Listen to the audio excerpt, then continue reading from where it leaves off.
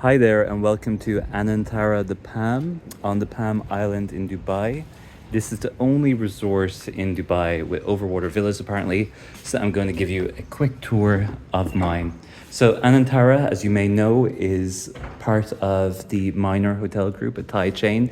They have resorts in the Maldives. I've been to the Maldives. This villa reminds me of an overwater villa in the Maldives.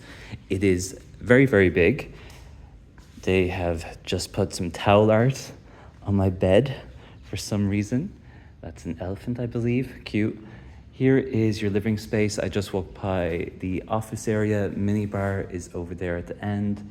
We've now approached and are entering the very, very big bathroom. Some cupboard space there. Walk-in wardrobe over there.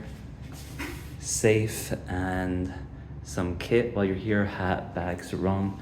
Toilet in here. I don't know why I bother showing people toilets. They're not not necessarily very attractive. Everyone knows what they're like. This is the shower, which I have yet to use, but I'm assuming it's quite nice. Toiletries are this brand I'm unfamiliar with. And here are your jewel vanities. I'm in the corner over there. And this very capacious bathtub that would easily fit a couple of honeymooners. Moving over here, one of the other nice features is the glass flooring.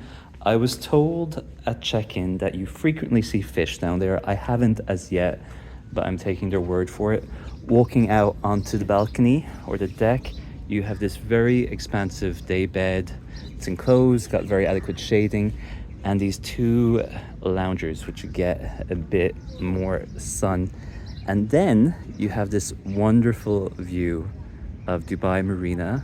That's the Palm over there. That's some of the most exclusive real estate in the Middle East. And this is the resort itself and its beach. So there you have it. That's one of the rare and distinctive overwater villas here at Anantara, the Palm in Dubai.